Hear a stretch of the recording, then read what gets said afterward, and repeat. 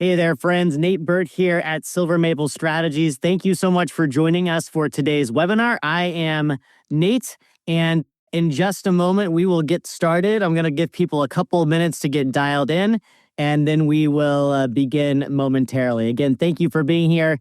We will get started with our year-end reset here in just a minute. Hey, Nate, again, if you are just joining us, thank you for being here. I've dropped a quick note in the chat if you want to participate. I'm asking, where are you coming from in the world?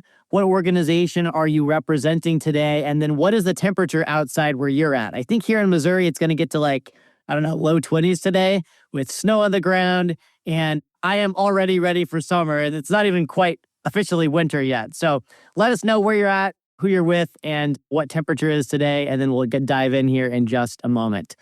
Kevin, great to see you. Oh, 57. That sounds fantastic. I'm moving to Silicon Valley. Jim, Salem, Kentucky. Love it. Awesome. Always love to see the Southeast represented. Yeah, I will. Kevin, I will come visit. Thank you. Haley from San Angelo, Texas. Haley, thanks for being here today. Awesome. 78. Man, that sounds balmy. That sounds amazing. Kevin, you're right. I've got to follow through on my promises. I can't just make them. All right. Well, we're going to go ahead and get started. Thank you all so much for taking the time to be here and for participating in the chat, whether you are with us live today or are watching this on a replay. So today's format is a little bit different. I'm going to keep very little to say about myself or about Silver Maple Strategies up front. It is going to be about 30 minutes. So we may go slightly over that, but I'm going to try to keep this as brief and to the point as possible. And we will see if this can benefit everyone. Oh, Haley, 48 is still pretty warm. So thanks for the clarification there. That's awesome. So today we really want to focus on this idea of the year-end reset, reflect, reimagine, and reignite your nonprofit's purpose for 2026. I have always found it helpful in my career, no matter the organization I was working with, whether I was in the corporate world or now in my own business, thinking about where we've come from and then using that as a launch pad for future growth and impact has always been really helpful to me, and I hope it can be helpful to all of you today. So in the first part of our conversation, I'm going to lead you through some guided journal prompts. Now, I'm going to actually ask you to participate here in real time. You may not get everything out on paper or on the computer screen that you would like, but at least you can get started. I will also say that for anyone who signed up for today's session, I will follow up yet this week or early next with a copy of these slides and these questions.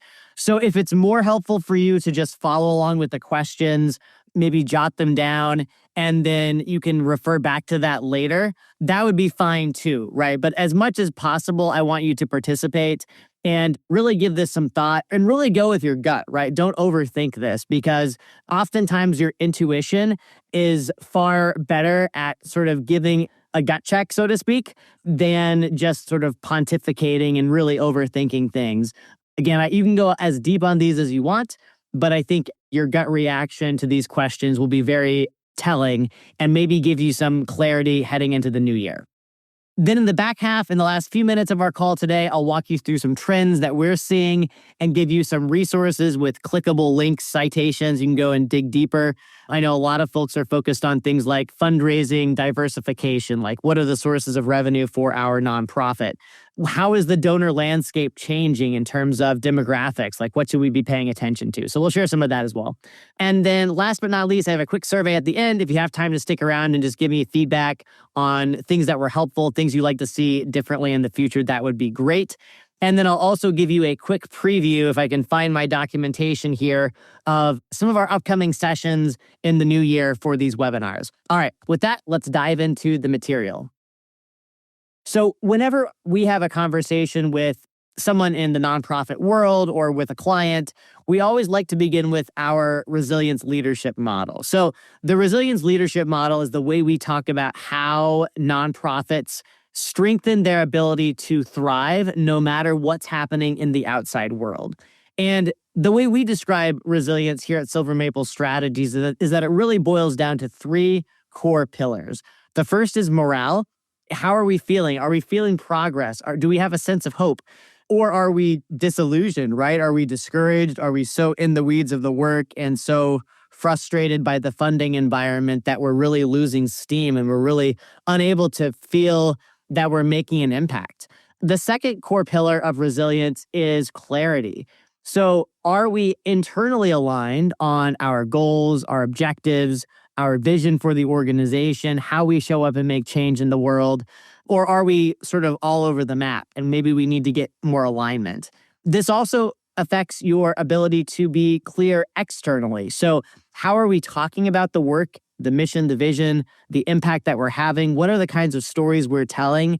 And in some cases, there's ambiguity there, right? Maybe some of your message is clear, but not all of it. Or funders are unsure where to fit you in or like how to peg you. Like, what exactly do you all do relative to all of these other nonprofits that are out there? And so one of the things we really try to work on is clarifying that message, really getting leaders, executives, decision makers, as well as the clients that you serve, elevating all of their voices so that the work that you're doing is crystal clear and valued and recognized. And then finally, flexibility is the third pillar. What we mean by that is simply having systems in place, whether they are analog, 100% human systems, or whether you're able to leverage technology like artificial intelligence to really help you move faster with greater clarity, with a more strategic lens on everything you do, such that you are able to thrive as an organization and truly have the space that you need to do the work that you love. So, with that in mind, that's sort of the framework around which these questions I'm going to share with you today are designed. And I like to start with a quote, which is from Dan Sullivan, author of The Gap and the Gain, a great book and an author of many other books that I highly recommend. But the quote is, "The way to measure your progress is backward against where you started, not against your ideal." Too often we have this grand vision of we start the new year fresh. We have all these big goals. I'm going to run 1,000 miles. I'm going to visit like 10 different states. I'm going to, fill in the blank, right? Whatever big dreams you have. And those dreams are really important.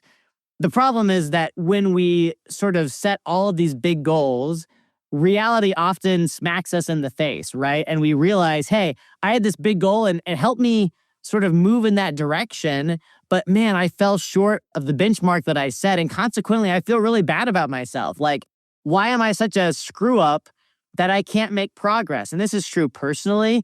It's true in our relationships. It's true in an organization like a nonprofit. And so what I want to encourage you to do today is, again, straight out of the mouth of Dan Sullivan, which is let's think a little bit about measuring ourselves against our past, right? Where did you start the year? I know for many nonprofits that we work with, 2025 was a roller coaster and not in a fun way, right? Not at all in a fun way. But the fact that you all are still here, kicking it, planning for next year, that suggests to me that there is still life in you, right? There's still opportunities that you see on the horizon. And so half of the questions I'm going to share are about comparing yourself to the past and measuring that progress. And then half of the questions are going to be forward facing. Like, if you were to enter the dream world at the end of 2026, what would that look like?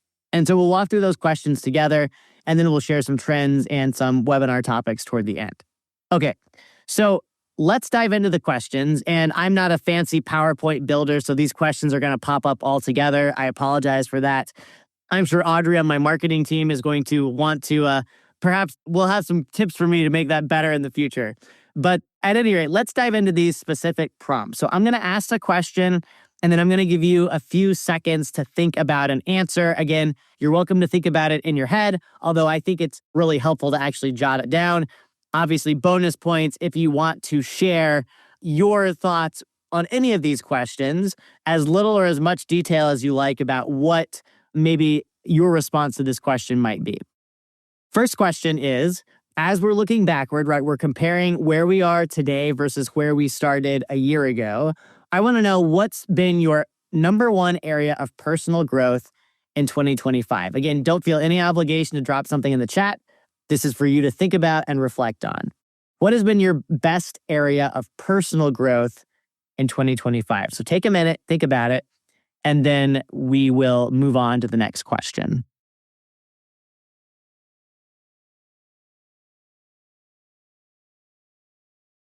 All right. Again, I know this is a short session today, so there's likely a lot you're going to want to go deeper on. And again, these are things you can think about while you're walking the dog or you are driving to your holiday parties or whatever the case might be. The next question I want you to consider, again, we're sort of going at starting with me personally, then going to my career in general as a nonprofit leader or a board member or a founder or someone who cares about nonprofits, whatever the case might be for you. And then we're going to go even bigger picture and say about in terms of your organization specifically, where have you grown? So the second question here is, what has been your number one area of career growth in 2025? Again, you can interpret this question broadly however you choose, right? This could be, okay, as I'm looking back over, my time in the nonprofit world, it could be just more broadly, whether you've maybe worked in a combination of for-profits and nonprofits. Again, think about your own professional development. What has been the biggest breakthrough for you in 2025?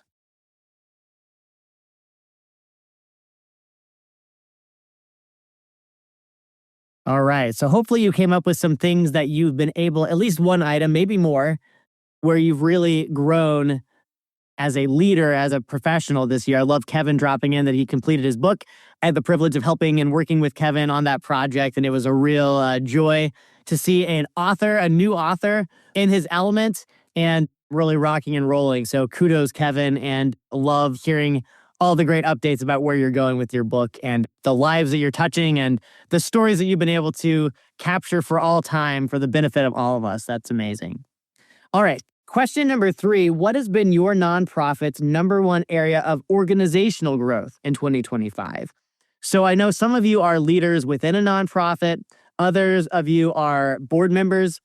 So thinking about whatever your organization might be, what is the biggest positive change you've seen within the organization over the past 12 months? So give that some thought, and then we'll dive into the last 2 look backward questions.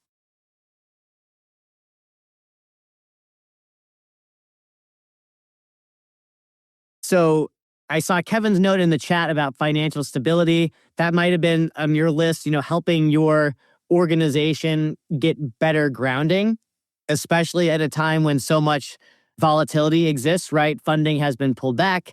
If we're talking about the federal government, the funding landscape is shifting, whether you're looking at foundations or individual donors or what have you. So again, change is just part of life. But the fact that you've been able to make progress in this area as an organization is a testament to your commitment, your work ethic, your creativity, your ingenuity. So definitely give yourself credit for that growth within your organization, whatever that growth might look like. Last 2 questions, and then we're going to start a look forward.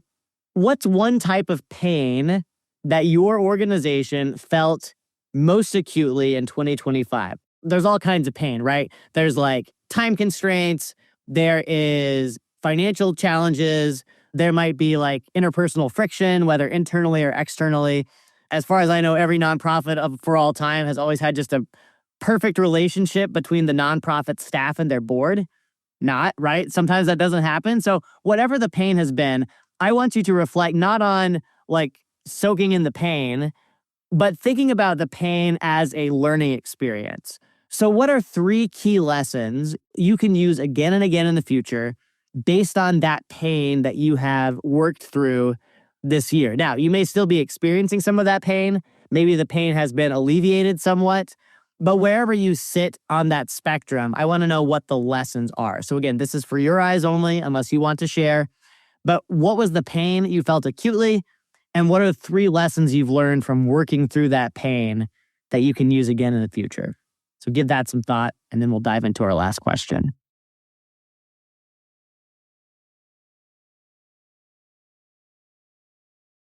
All right. So hopefully you've identified at least 1, if not 3 lessons. Pain, struggle is hard.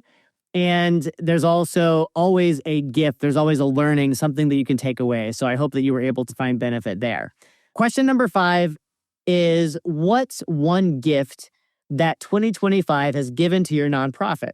And how can you continue to reap its benefits over the next year?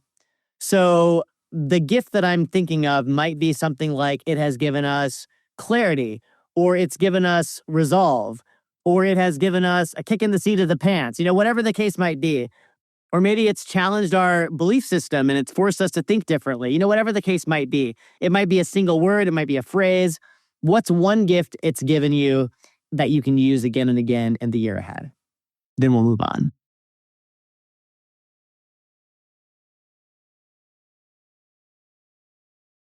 Kevin, I love that. New leadership, supporting your new leader in her vision and ensuring they don't burn out. Yeah, that's a huge one, right? That's definitely a gift when you have fresh eyes and that fresh energy and perspective. And there's also the desire to make sure that you keep the gift of that person, their knowledge, their passion, by keeping them feeling like they're making a difference, like they're not just burning the candle at both ends. So that's a great example. I love that. Thank you.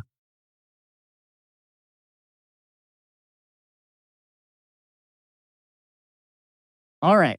So hopefully you've identified one gift that this year, and despite all its many challenges, has given you. Now let's turn our attention to looking forward, okay? So the first question I have, and these are a little bit longer because I tend to be wordy and I didn't bother to run these through Chat GPT, but imagine that it's the end of next year, 2026. It's been an incredible, positive year for your nonprofit. Lots of great things have happened. What has changed? How does the world look? How does it feel and sound in this amazing new version of your organization? So I'm not talking about what does the bank account say.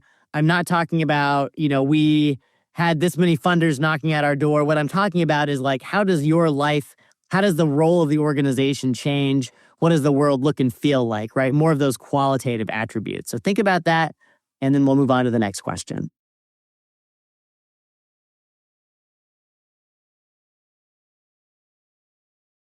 All right. So, in thinking about the future, how the world has changed, Kevin in the chat said more community engagement and involvement. I love that. I love the idea that your community could be more involved and engaged in the work of your nonprofit in a year's time. So, that's a great example of like, wow, I'd love to see more faces, more helping hands, more volunteers, whatever the case might be. That's awesome. Okay. Next question.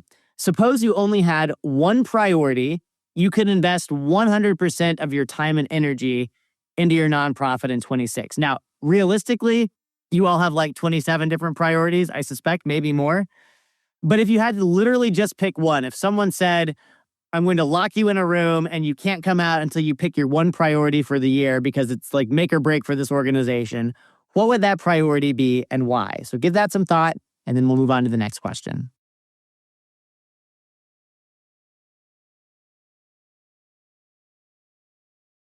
All right. Kevin says, same, our product is very good. Theater productions, but we need more people to know about it and support it. Yeah, I love that. So focusing on community engagement and involvement. Yeah, there's a relationship management piece, there's a marketing piece, there's a communications piece. So that all makes total sense. And of course, all of that rolls up into business development, right? Whether that's ticket sales at the theater or grants coming in the door or what have you, having that involvement would make such a difference. So I hope each of you was able to come up with an idea as far as your singular priority. Again, the goal of that question is just to start putting some guardrails around how are you going to invest your very precious time, and how is your staff, if you have one, going to invest their time for the best results. So thank you, Kevin. That's a great example. All right. I'm not going to give time to respond to these in depth now, but I wanted to at least share the questions with you for future reference. And then we'll move on to the trends. So question 3, what's one insane goal you would bend space and time to achieve in 2026? And what's at stake? Like, why would that goal be so important to you? So again, I don't want you to think like hypothetically. I want you to think realistically, like if I had a stretch goal, what would it be, right? And why would that be so important? Again, that can be a great conversation starter with your board, with your staff, whatever the case might be, but give that question some thought and really dream big, right? Too many times, I think nonprofits are very humble, which is a great character trait. The flip side or the dark side is that humility means, we're not worth $1 million award, or we're not worth doing this big thing that could have these giant repercussions. Like, that's just not us. It might be you.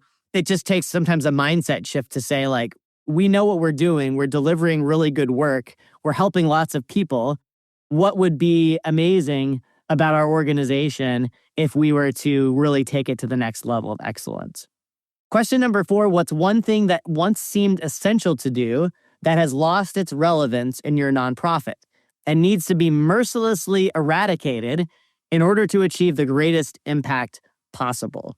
So again, the idea behind this question is that there may be things, in fact, there are almost assuredly things you're doing now that you shouldn't be doing anymore, right? Or maybe it once made total sense, but the market has changed, or your client base has changed, or the funding landscape has changed. So you need to stop doing it. We often, though, procrastinate because it is very difficult to let go of things that we've invested time and energy into, right? The sunk cost fallacy. What I'm asking you to do here is really get serious about if you're going to have time to achieve these big, insane goals, and you're going to make progress and build on this year's learnings, you need space to do that. And that often means cutting something out, not just adding more on top of what you're already doing. And then finally, question number 5, imagine that you had to pick just one word to motivate and inspire you as a nonprofit leader in 2026. What would that word be and why? So this one for me is a lot of fun because I'm a word person, but I think it is very helpful. And I would suggest this as a word for yourself personally first, rather than just your organization, although you could certainly have both. They might even be the same word. But having a single word that you can repeat to yourself when times get hard, that can motivate you and inspire you for the year ahead. My personal word of the year is going to be relentless, right? Focusing on really taking action faster, being willing to take risks, calculated risks, and not hesitate, trusting my intuition and insights more than I do today. That's what that means for me. Again, your word and the meaning behind it will be very different. But again, I think it's an exercise that can be super helpful. So give it some thought. I hope these questions today were helpful to you. With that being said, let's move quickly into the trends, and then I will get you on to your day as promised. So, Pablo Picasso once said, only put off until tomorrow what you are willing to die having left undone. And so for everyone here, whether you're live or you're watching this as a recording, give yourself a pat on the back because you have made the investment, right? A lot of times we go into meetings, we brainstorm a lot of great ideas, and then they die and they gather dust on the shelf.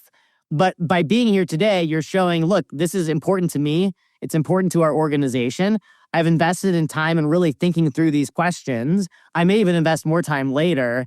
And now I'm really getting clear on what are the things I'm willing to put off and what are the things that are so mission critical to me or my career or my nonprofit that I'm going to get even more focused and more determined than ever that we're going to make those things happen. So kudos to you. Trends to monitor for the new year. So giving is changing, right? I'll go through these really fast, like play by play. And then again, I'll share these slides with you who registered.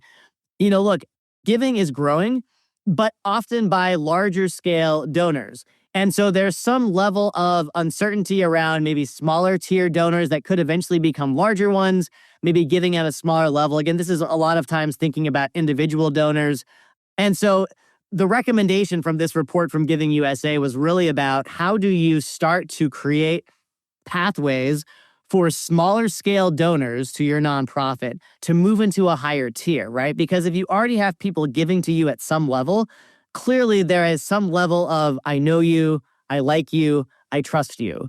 And so how can you start to paint the vision for them of what might be possible with additional contributions? Nonprofits that I've been associated with in the past have done things like creating a giving circle, right? For example, we're trying to get 100 donors giving at least $1,000 a year so we can achieve these specific goals. So if this is something that's relevant for your nonprofit, definitely start thinking about how do we take those already invested donors and moving them to the next level over time. Second trend, donor-advised funds where people actually put money, they commit money into a fund, they can never pull it out again, and they can dedicate those to specific types of charitable causes they believe in. That is growing at really fast rates. And so looking for opportunities to really get to know, understand the donor-advised fund world. This is something we're learning more about here at Silver Maple Strategies. Getting some of the maybe layers of opacity away so you can really understand who are these donors, why are they wanting to give. Again, you see here there's an opportunity maybe for some more unrestricted dollars that could go toward operations or administration rather than to specific programmatic functions. There's a lot of opportunity here, but it requires you to have a stewardship strategy in place to manage those relationships. and look for opportunities to grow the number of people with donor advised funds that can give to your organization. So again, this report could be super helpful if that's something that's appealing to you. Next generation, like, Gen Z, younger generations of donors, this was surprising to me, but maybe not surprising and not surprising, right? So those of you who know me know that I come from the world of climate change, social justice, those kinds of things. Like, that's the projects I cut my teeth on in the corporate world. And so it was exciting for me to see that even though, despite whatever changes there may be in other types of funding, there is still an appetite for some of that kind of work. And it would behoove nonprofits to really strategically think about, how do we want to show up in the world? There may be cases where you have to balance or manage your messaging so that you are able to secure federal funding, state level funding. And again, depending on your values, depending on your board direction, there may be the case where you need to really lean into some of these messages, whether it's around equity or climate or whatever the case might be. Another factor that stood out here was the idea that the more seamless you can make the process of giving your organization money, the better off you're going to be, especially as the donor base gets younger. So great user experience. It's clear, like, what are the giving options? Again, something that I would throw in is, like, if there's a way to make that a recurring donation. There are lots of platforms out there, and one of the things we work with our clients on is helping them sort of sort through what are all of the CRMs, the giving platforms that are out there on the web, and helping them make decisions based on their budget, based on the use cases they have in mind, et cetera. So definitely give these things some attention, both in terms of how you're positioning your organization to attract that next generation of funders without compromising other funding sources, and how can we make the donor experience fantastic. Okay, fourth trend, this will be no surprise to anyone on this call. There's a lot of volatility out there, right? That's not a political statement. That's just a reflection of changing times, changing leadership, changing values. And so making sure that your organization is positioned for success no matter what happens by having contingency plans, right? So, for example, making sure that, I think I actually saw this recommendation for services professionals in the for-profit world, but I think there's some merit in it even for a nonprofit. And that was this newsletter that I got the other day was saying, in terms of your funding sources, make sure that you have no more than 15% of your funding from any single source. Now, for some people, that's simply not attainable, and I understand that. But the message behind it, I think, is valuable, which is that the more diversification you have and the types of funding you get from the funding sources, the better off you're going to be, right? We have a lot of folks right now who are moving into expansion of their fee-for-service arrangements, thinking about creative ways to leverage education, training, professional development as services that they could be paid to deliver that are still in full alignment with their organization's mission. So again, various things to consider here. But again, I would actually consider putting on paper some scenarios, right? Like the best case scenario, the mid-range scenario, and like the worst case scenario, right? What would we do if this funding got pulled out from under us? Or what would we do if suddenly this partner of ours went away? Or conversely, what if we have this great opportunity? What are we willing to push pause on or reshuffle to take advantage of that opportunity, whether it's submitting a grant proposal or putting together a new service arrangement? Just think about those opportunities, have those conversations, and have a plan in place. Again, I would not plan any more than a year ahead, and sometimes that's questionable, right? The technology is changing so fast. The marketplace is so volatile. I would just think this is not a strategic planning session either. This is simply contingency planning. I would workshop this yourself or with your team or with your board. I would have a great scenario, a mid-range scenario, and a worst-case scenario as a starting point, and then envision, like, what would that worst-case scenario look like, and what would we do to remain financially solvent, to make sure that our clients are taken care of, and to make sure that we don't go crazy in the process, candidly. That's point number 4. And then finally, trend number 5, maybe you're already doing this, right? A lot of nonprofits are beginning to ask more explicitly for general support, right? People, infrastructure, technology services, overhead. Again, the days of just asking for programmatic dollars through grants, I think, are behind us.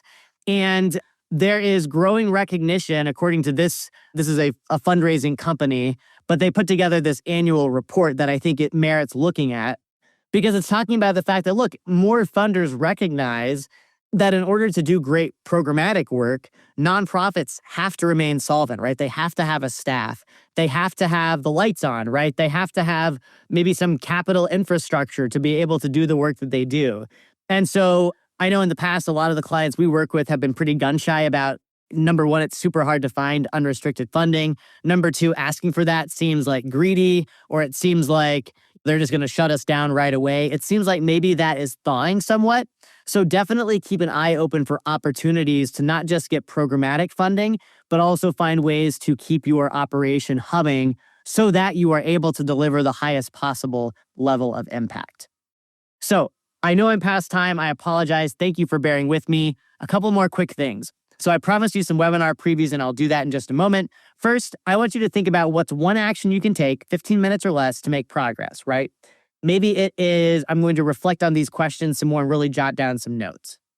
Maybe one of the questions stood out to you and you're going to have a workshop with your board or with your team to really go through those questions at a deeper level and really unpack, where are people's heads at? Like, how are we feeling about this? Or it might just be, look, I'm going to take a look at these slides. I'm going to read a couple of these reports or scan them. Don't forget about Notebook LM from Google and Gemini. It's a great tool for taking a big document and getting a voiceover podcast generated by AI to help you really sort through the key points, or run it through ChatGPT if you feel comfortable doing that. But think about what you're going to do, 15 minutes or less, to make progress. Just one step. That'll be a big move forward. All right. I'm going to voice over these webinar topics for you in just a moment. If you would be so kind as to go to this URL or scan this QR code and give me quick feedback on today's session. Was it helpful to you? Do you like the 30-minute format? And then there are a few other basic questions. I would be super grateful to you. So while you're doing that, let me just read you some of the topics that we have set up for next year. I will also drop these into the chat just for those of you who like to have those kinds of things. And I apologize, these are not beautifully formatted. But in January, we're going to talk about calm and strong, what the best nonprofits get right. First, in March, AI red flags and green fields for nonprofits. Jumping ahead to the summertime, July, we'll have a mid-year checkpoint. We'll probably do something like this, where we're having some guided questions and discussion in the chat, and then some trend spotting for the second half of the year. In October 2026, something that we see with a lot of clients is just mindset shifts, right? A lot of times we are, whether because of fear or past experience or the marketplace, we get into our heads a lot in a way that's unhelpful. And so in October, we're going to talk about 3 top confidence blockers in your nonprofit and how to overcome them.